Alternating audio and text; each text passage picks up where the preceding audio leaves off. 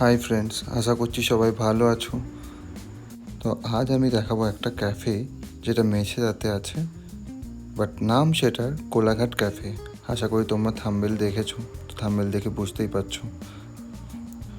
যদিও বা এটা কোলাঘাটে নয়, এটার নাম কিন্তু কোলাঘাট ক্যাফে, বাট এটা মেছেদাতে আছে। মেছেদার ঠিক তেল পাম্পের পাশে। তো আমার বাড়িও মেছেদাতে, বাট আমি এই ক্যাফেটা 3-4 মাস হয়েছে ওপেনিং হয়েছে। আমিও প্রত্যেকবারে বাড়িতে এলে ভাবি যে এই ক্যাফেতে যাবো, বাট যাওয়া হয়ে ওঠে না। আর সেরকম কোনো পার্টনারও পাই না যে যাই কারোর সাথে, কারণ ক্যাফেতে একা একা গিয়ে মন বসে না। তো আজ বিকেলে বৃষ্টি হবার পরে আমি প্ল্যান করি, আমি আমার বেস্ট ফ্রেন্ডকে নিয়ে, প্রভাসকে নিয়ে, যে আমরা কফি খেতে যাব।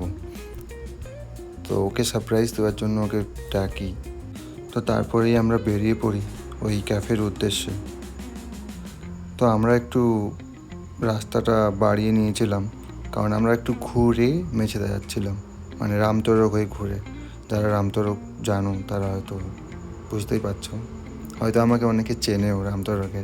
তো যারা চেনো তারা কমেন্ট করবে, ঠিক আছে? তো এখান থেকে যেতে প্রায় 10 থেকে 15 মিনিট লেগেছিলো। আমরা খুব বেশি জোরে গাড়ি চালাচ্ছিলাম না, কারণ বৃষ্টি হয়েছিল আর খুব ঠান্ডাও লাগছিল, সেই কারণে আস্তে আস্তেই যাচ্ছিলাম। তো আমাদের মধ্যে অনেক কথোপকথন হচ্ছিল, মানে কথা বলছিলাম আমরা, তো ভালোই লাগছিল। আমরা খুব এক্সাইটেড ছিলাম ওই ক্যাফের সম্বন্ধে। আর প্রথমবার যাচ্ছিলাম, জানি না কেমন হবে ক্যাফেটা বা সব কিছু ঠিক হবে কি না। বাইরে থেকে দেখে ভালোই লাগছিলো অ্যাম্বিয়েন্স বা সব কিছু।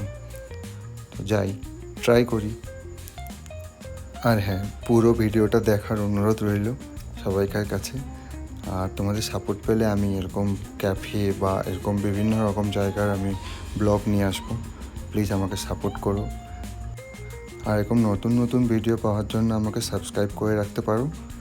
কাউকে জোর করছি না, যদি ভিডিও সত্যিই ভালো লেগে থাকে তাহলেই সাবস্ক্রাইব করতে পারো। আর লাইক করতে পারো, কমেন্ট করতে পারো, শেয়ারও করে দিতে পারো।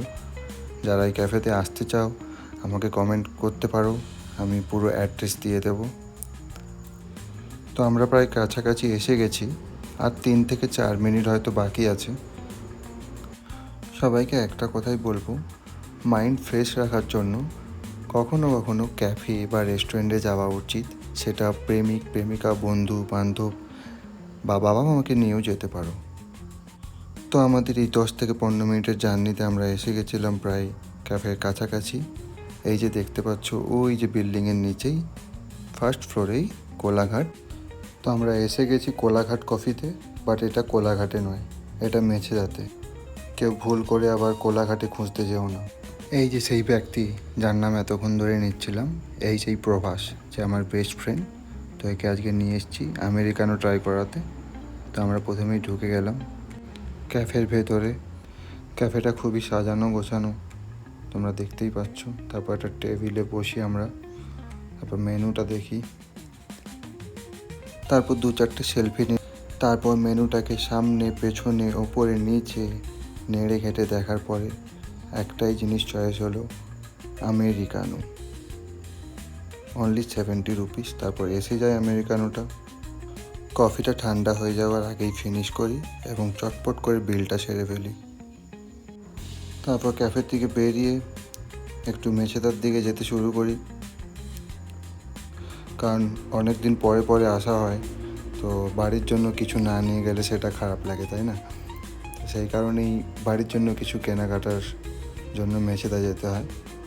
তো প্রভাসও কিছু নেবে বলেছিল ওর বাড়ির জন্য, সে কারণে দুজনে মিলে যাচ্ছিলাম। তারপর পৌঁছেই যাই আমরা 1 থেকে 2 মিনিটের মধ্যে।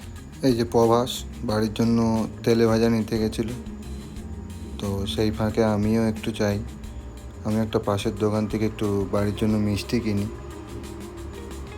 মিষ্টি দোকানে গিয়ে দেখলাম অনেক রকমের কালো জাম, মুগের মিষ্টি এসব দেখি। তো আমার তো ফেভারিট মুগের মিষ্টি, মানে জিলিপি, তো আমিও কিছুটা নিই, আর কালো জামও নিই। তো এখানে দেখতে পাচ্ছ টক দই, মিষ্টি দই বসানো হয় মিষ্টি দোকানে, পুরো ফ্রেশ। তো তারপরে এই সব কিছু কেনাকাটা করে আমি বাড়ি চলে আসি যথারীতি। আবার দেখা হবে পরের ভিডিওতে। Thank you.